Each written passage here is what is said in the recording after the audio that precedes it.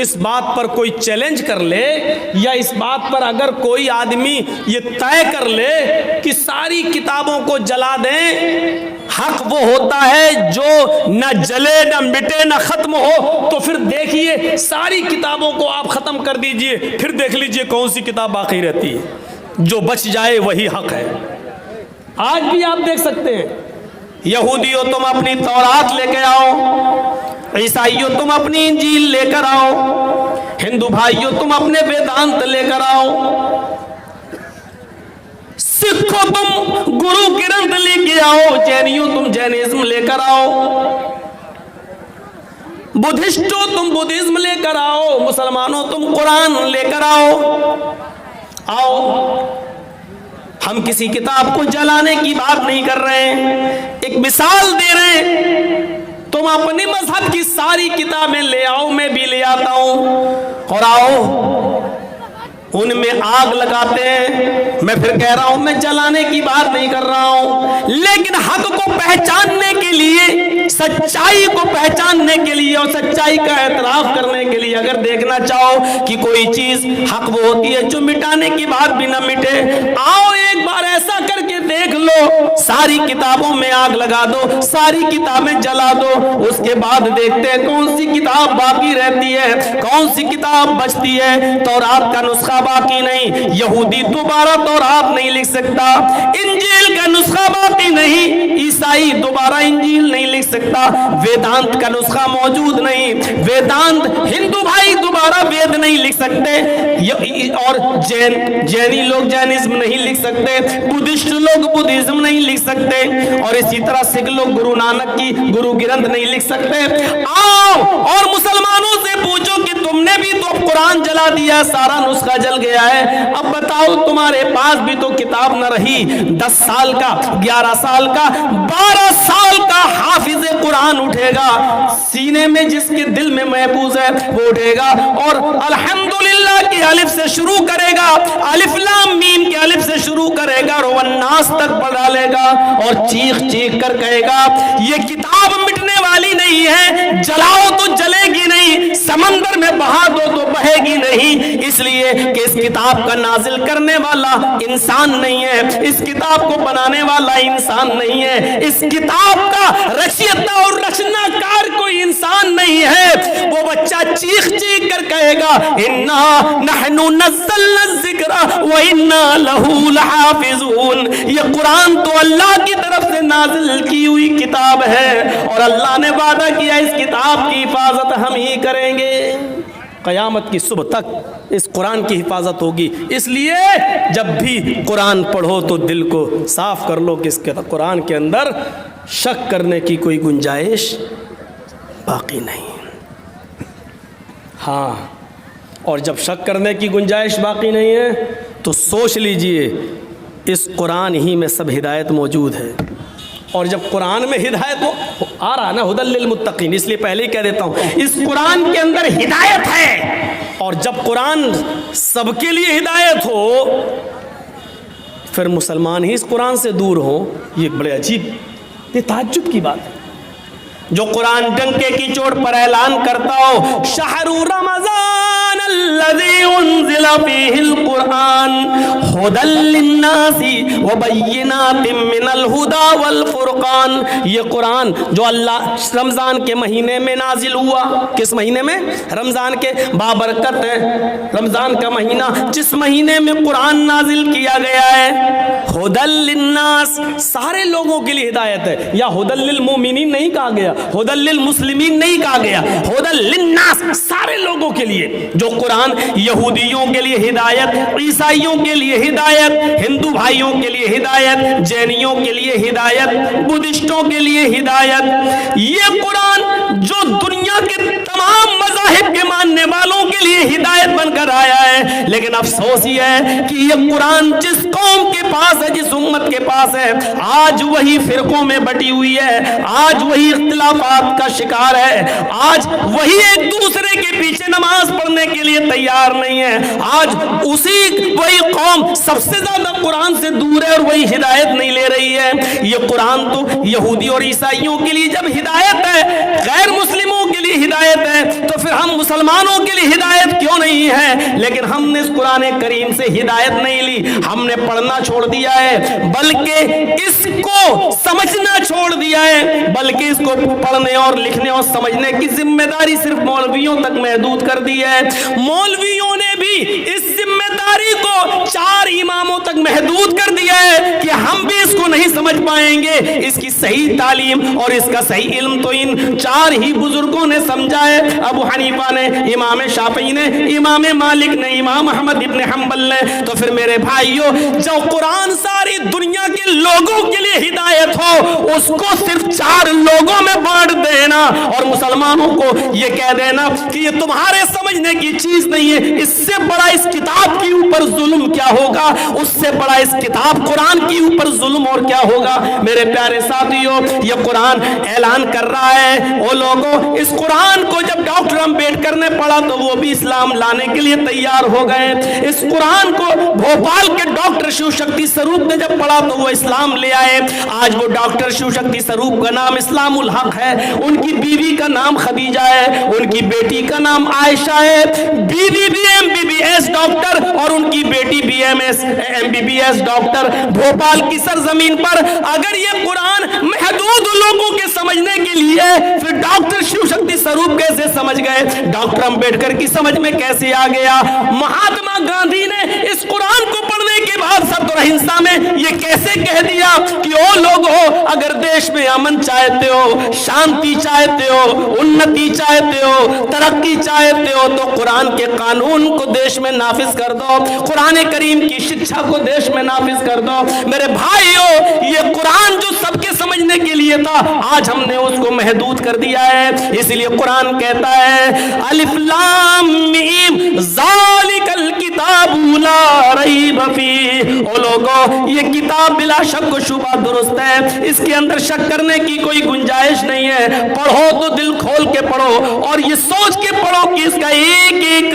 लफ्ज, नुक्ता भी अल्लाह की तरफ से नाजिल हुआ है, इसमें किसी का कोई हाथ नहीं है, अल्लाह की तरफ से नाजिल हुआ है और ये सबके लिए हिदायत है। लेकिन जाहिर है कुछ खास कर दिया यहाँ पर, हुदल लिन्नास तो वहाँ कह दिया, हुदल लिन्नास वहाँ कह दिया वो सबके लिए, लेकिन यहाँ खास कर दिया गया हुदल लिल मुत्तकीन, हिदायत तो सबके लिए, बिलखुसूस अल्लाह से डरने वाले लोगों के लिए, मुत्तकियों के लिए। मतलब ये है जो तास्सुब, घृणा और नफरत का चश्मा उतार कर अगर इसको पढ़ेगा और समझेगा तो उसको ये कुरान उसको हिदायत मिल जाएगी। और जो तास्सुब की नज़र से पढ़ेगा, घृणा और नफरत की नज़र से पढ़ेगा, उसको नहीं। अब देख लो, परवीन तोगड़िया कुरान में पढ़ता तो उसको 24 आयतें जिहाद की मिल गई। आज बीजेपी वाले कुरान की जिहाद की आयतों को कोट करके पढ़ रहे हैं कि देखिए तुम्हारे यहाँ ये जिहाद की आयतें लिखी हुई हैं, ये कह रहे हैं मारो काफिरों को, कत्ल करो। तो चश्मा है। और डॉक्टर शिव शक्ति स्वरूप को देख लो, उसने सिर्फ एक उसूल पढ़ा था कुरान में, बस बच्चा माँ के पेट में जो बनता है तो कैसे बनता है, पहले नुत्फा, मनी का कतरा, उसके बाद में फिर जमा हुआ खून, फिर गोश्त का लोथड़ा, और फिर किन मराहिल से वो गुजरता है। उसने कुरान के अंदर उस तरतीब को पढ़ा और पढ़ने के बाद उसने कहा कि 1400 साल पहले तो साइंस ने तरक्की नहीं की थी, 1400 साल पहले मेडिकल तो इतना आगे नहीं बढ़ा था। उसने कहा सोनोग्राफी पर मैं देखता हूं बच्चा ऐसे ही बनता है, पहले ये, फिर ये, फिर ये, फिर ये, फिर हड्डी, फिर गोश्त में, फिर हड्डियों में गोश्त पहनाया जाता है। जिन मराहिल से कुरान ने बताया है, फिर वो जीता जागता इंसान और फिर वो बाहर आता है। जिन मराहिल से कुरान ने बताया कि बच्चा बनता है, आज से 1400 साल पहले मुहम्मदुर रसूलुल्लाह को किसने बताया था, जबकि मेडिकल साइंस तरक्की नहीं की थी, जबकि मुहम्मदुर रसूलुल्लाह तो किसी मदरसे में और यूनिवर्सिटी में पढ़े भी नहीं थे। सिर्फ उसने इस बात पर गौर किया और इस्लाम ले आया, ईमान ले आया। उसकी बीवी भी खदीजा बन गई और उसकी बेटी आयशा हो गई। मेरे प्यारे साथियों, तसव्वुर करो, तास्सुब की चादर उतार कर, ऐनक उतार कर जब पढ़ा तो हिदायत मिल गई। बिल्कुल वैसे समझो, वैसे अबू जहल भी छुप छुप कर कुरान सुनता था, अबू लहब भी सुनता था, लेकिन हिदायत नहीं मिली। हजरत उमर फारूक ने अपने बहनों ही को जब पीटा और कहा बताओ तुम क्या पढ़ रहे थे, जब कहा कि हम बिल्कुल बदलने वाले नहीं हैं, हाँ आए उमर मैं इस्लाम ला चुकी हूँ, मैं कुरान पढ़ रही थी। कुरान के चंद आयतें हजरत उमर फारूक के सामने पढ़ी गई, कहने लगे कि मुझे भी उस हस्ती के पास ले चलो, साहिब कुरान के पास ले चलो, मोहम्मद रसूलुल्लाह के पास ले चलो। और वहां जाते और इस्लाम ले आते। मेरे प्यारे साथियों, गौर करो, हजरत उमर ने हिदायत के तकवे के, हिदायत के ऐनक से पढ़ा था, हिदायत मिल गई। आज भी यही कहा गया, ये कुरान सबके लिए, सारी इंसानियत के लिए हिदायत है, लेकिन बिलखुसूस जो अल्लाह से डरते हैं उनके लिए ज्यादा, अल्लाह से डरने वालों के लिए ज्यादा। क्यों? जब डरेंगे तो तकवा जाहिर है। जब आप हिदायत ही के लिए पढ़ेंगे कि इसमें अच्छाई क्या है, बोलेंगे, ये होता है ना। बहुत से लोग डॉक्टर जाकिर नाइक के ऊपर तब कितने गैर मुस्लिमों ने उनकी तकीर नहीं सुनी है, ना उनके स्टेज पर गए हैं, सिर्फ डॉक्टर जाकिर नाइक की ज़िंदगी के बारे में उन्होंने तहकीक करना शुरू कर दी। कुछ लोग तो पीएचडी करने के लिए उन्हीं की ज़िंदगी पर पीएचडी कर रहे हैं कि देखें क्या है, और उनकी ज़िंदगी पर पीएचडी करते करते मुसलमान हो गए। वो हुए थे उनको आतंकवादी साबित करने के लिए कि इनको आतंकवादी हम घोषित कर दें, बताएं कि कितना गलत इंसान था, लेकिन उसकी ज़िंदगी के बारे में पढ़ना शुरू किया तो पढ़ते पढ़ते मुसलमान।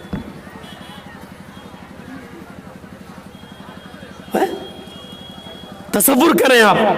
तो आप कुरान करीम को सिर्फ इस अकीदे से और इस नीयत से पढ़िए, गैर मुस्लिम भाई तो इस नीयत से पढ़ें कि इसमें देखें क्या अच्छाई, आपको बहुत सी चीज़ें मिलेगी। आप पहली चीज़ ही अगर आप देख लें, कुरान खोलिए, पहली आयत क्या मिलेगी आपको? बिस्मिल्लाहिर्रहमानिर्रहीम। ऋग्वेद खोलिए, आपको पहला मंत्र क्या मिलेगा? अग्नि मीले। खोलते ही बड़ी बड़ी डिबेटें होती हैं चैनलों पर, हिंदू मुसलमान, हिंदू मुसलमान, हिंदू मुसलमान। और सुन लो बिहार वालों, ये देश न तो हिंदू हिंदू हिंदू कहने वालों से चलेगा, और न ये देश, आपका ये मुल्क मुसलमान मुसलमान मुसलमान मुसलमान मुसलमान कहकर चलेगा। ये देश हिंदू मुसलमान सिख और ईसाई सबको साथ में लेकर चलेगा। जो चलेगा उससे बनेगा, उससे चलेगा। आज हमारे और हमारे भाइयों के दरमियान कोई फर्क नहीं रह गया है।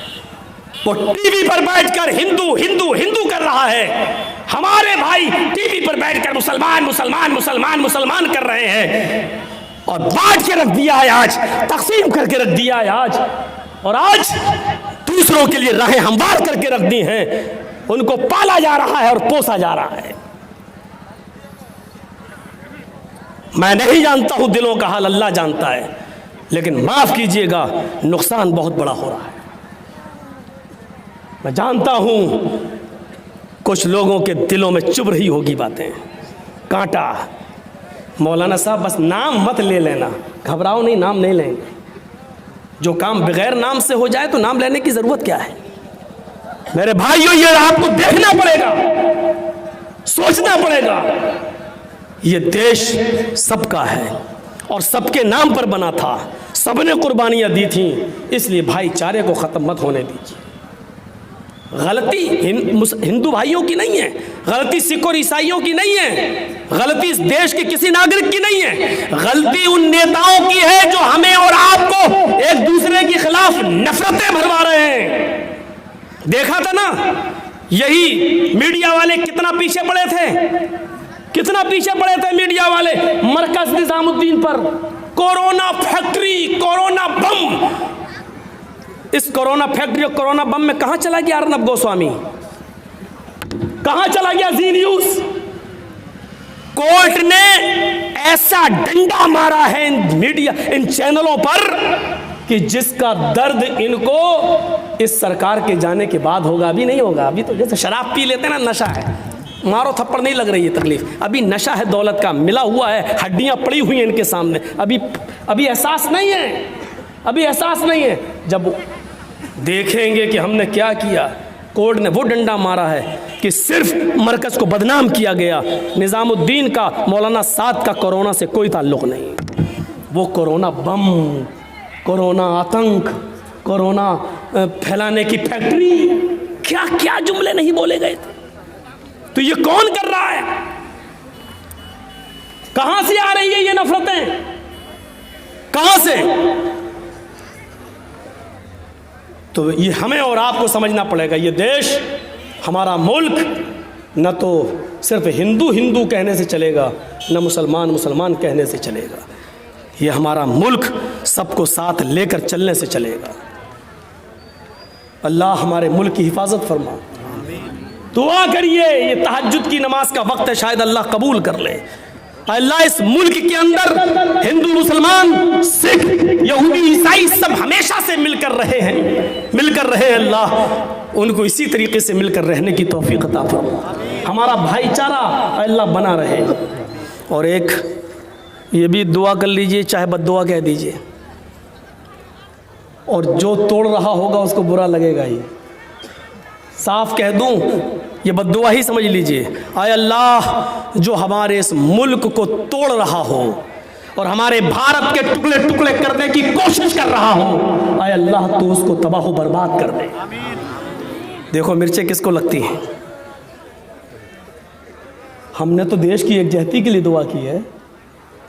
आय अल्लाह, जो हमारे मुल्क में हिंदू मुसलमान सिख ईसाई के भाईचारे को खत्म कर रहा है, आय अल्लाह तू उसको तबाह बर्बाद कर दे। अल्लाह तू उसको मिटा दे। क्या हर्ज है इस दुआ में? मैं तो नहीं समझता हूं कोई हर्ज है। क्यों? भाईचारा, इस शरीयत पढ़िए। मेरा खैर वो दूसरी तरफ हम चले जाएंगे।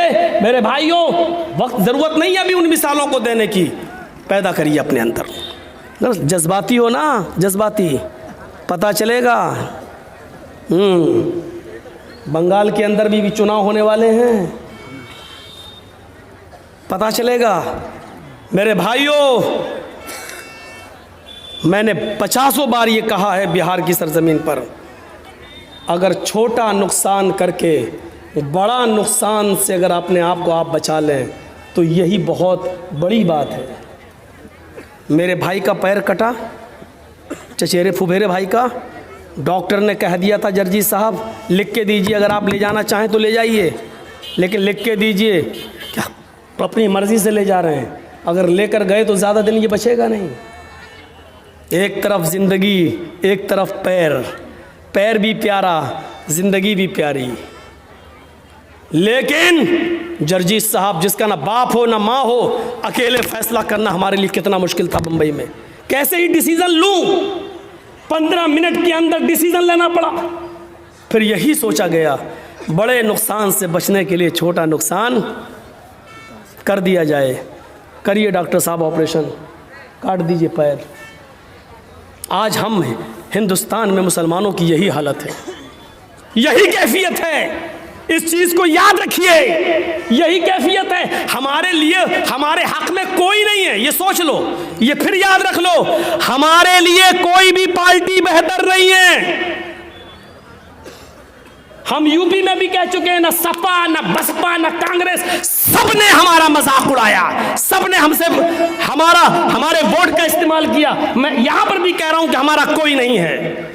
आप ये सोच लीजिए हमारा कोई नहीं है, लेकिन ये भी सोचिए कि बड़े नुकसान से बचने के लिए अगर हम छोटा नुकसान करना चाहें तो कम से कम छोटा नुकसान करके अपने आप को बड़े नुकसान से बचा लें। इस वक्त ये कंडीशन है, ये तो हम कर सकते हैं। ऑपरेशन हो रहा है आपका, कोई एक फर्क भी आप उठ के नहीं जाएंगे।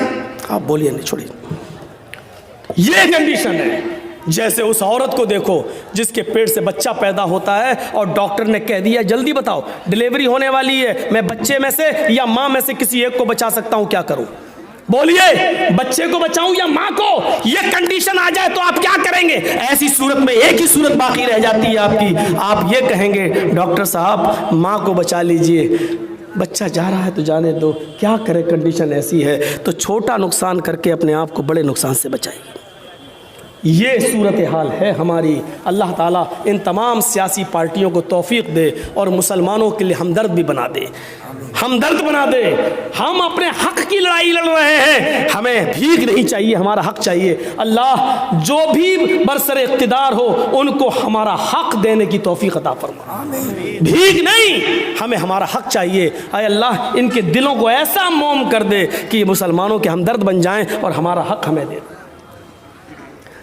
हुदल लिल मुत्तकीन, ये कुरान मुत्तकियों के लिए, अल्लाह से डरने वालों के लिए हिदायत है। हिदायत तो सबके लिए, लेकिन बिलखुसूस जो अल्लाह से डरता है। मैंने अभी मिसाल दी, हजरत उमर फारूक ने हिदायत के चश्मे से पढ़ा, हिदायत मिल गई। अबू जहल को, अबू लहब को हिदायत नहीं मिली। मेरे भाइयों, वो अब्दुल्ला जुल बजादैन जो जंगलों में घूमा करता था और अपने चचा की बकरियां चराया करता था, भेड़ों बकरियां चराते चराते सहाबा किराम मक्के की जंगलों में कुरान की आयतें गुनगुनाते थे। ये कुरान की आयतें सुन सुनकर इस्लाम ले आया। कुरान की आयतों ने इसके दिल में अपनी जगह बना ली और अब्दुल्ला जुल बजादैन कुरान की चंद आयतें सुनकर इस्लाम ले आया। वो हजरत तुफैल दौसी जो चुपके चुपके मक्के की गलियों में रुई लगाकर कानों में ठूस कर घूमा करते थे, मबादा कहीं मोहम्मद रसूलुल्लाह के कुरान के पढ़ने की आवाज मेरे कान में न चली जाए। एक दिन नमाज पढ़ते हुए देखा, अल्लाह के नबी को नमाज में खड़े हैं और कुरान जोर से पढ़ रहे हैं। सोचने लगा मुंह तो आगे है, हम पीछे सुन लेते हैं कि मोहम्मद पढ़ते क्या है। कान से रुई निकाली और सुनने लगा, और जैसे ही उसके कानों में कुरान की आयतें गई, वही खड़ा होकर नबी अकरम के सलाम फेरने के बाद चीख पड़ा, अशहदु अल्ला इलाहा इल्लल्लाह व अशहदु अन्ना मुहम्मदन अब्दुहु व रसूलुहु। ये वो लोग थे जो हिदायत के चश्मे से पढ़ा करते थे, ये वो लोग हैं जो हिदायत के चश्मे से सुना करते थे। तो ये कुरान उन लोगों के लिए हिदायत है, जो किनके लिए, जो अल्लाह से डरते हैं और हिदायत की नज़रों से कुरान करीम को पढ़ते हैं, तासुब की नज़रों से नहीं। तासुब की नज़र से पढ़ो तो देखो एक औरत यूट्यूब पर कैसे आती है, कुरान की एक एक आयत को कैसे कोट करके कहती है, देखो क्या लिखा है इस कुरान में, देखो क्या लिखा है इस कुरान में। लेकिन अल्लाह का शुक्र है, अल्लाह ने उन्हीं लोगों में से ऐसी औरतों को भी पैदा कर दिया जो उस औरत को जवाब देती है। हमें कुछ कहने की ज़रूरत ही नहीं है, आप ही के घर से आपको जवाब देने वाला मिल गया। अल्लाह जिससे काम ले ले। हुदल लिल मुत्तकीन अल्लज़ीना युक़ीमूनस सलात व मिम्मा रज़क़नाहुम युनफ़िक़ून। और ये कुरान उन लोगों के लिए भी हिदायत है जो नमाज कायम करते हैं और हमने जो उनको रिज़्क़ दिया है उसमें से वो खर्च करते हैं। अल्लाह की राह में नमाज कायम करते हैं, कायम करते हैं। पढ़ना नहीं आया, नमाज पढ़ो, पढ़ो नहीं, कायम करना। और कायम करना क्या है, इन्नस्सलाता कानत अलल मुमिनीना किताबम मौक़ूता। ये नमाज मुसलमानों पर वक्त मुतय्यना पर फर्ज की गई है, अपने वक्त पर। अगर पढ़ना होता तो शिया भाइयों की तरह भी जायज़ हो जाता, चलो सुबह उठो 5 टाइम की इकट्ठी पढ़ लो। शियों में तो हमारे लखनऊ में कुछ शिया लोग हमारे दोस्त हैं, वो कहते हैं हम लोग तो एक एक महीने की भी पढ़ लेते हैं, एक एक महीने की भी पढ़ लेते हैं। नमाज अपने वक्त पर फर्ज है। ये अलग बात है कि आप सफ़र में हैं तो आप जमा बैन सलातैन कर सकते हैं, उसकी तफसील में जाने की ज़रूरत नहीं, वरना नमाज अपने वक्त पर फर्ज है। मुस्नद अहमद के अंदर ये वाक़या भी नकल किया गया है कि हज़रत अनस इब्ने मालिक रज़ी अल्लाह ताला अन्हु जो थे उमर इब्ने अब्दुल अज़ीज़ के दौर में, उमर इब्ने अब्दुल अज़ीज़ के दौर में जब उनकी खिलाफत थी उमर इब्ने अब्दुल अज़ीज़ की, तो ये कभी उनके पीछे नमाज पढ़ लिया करते थे और कभी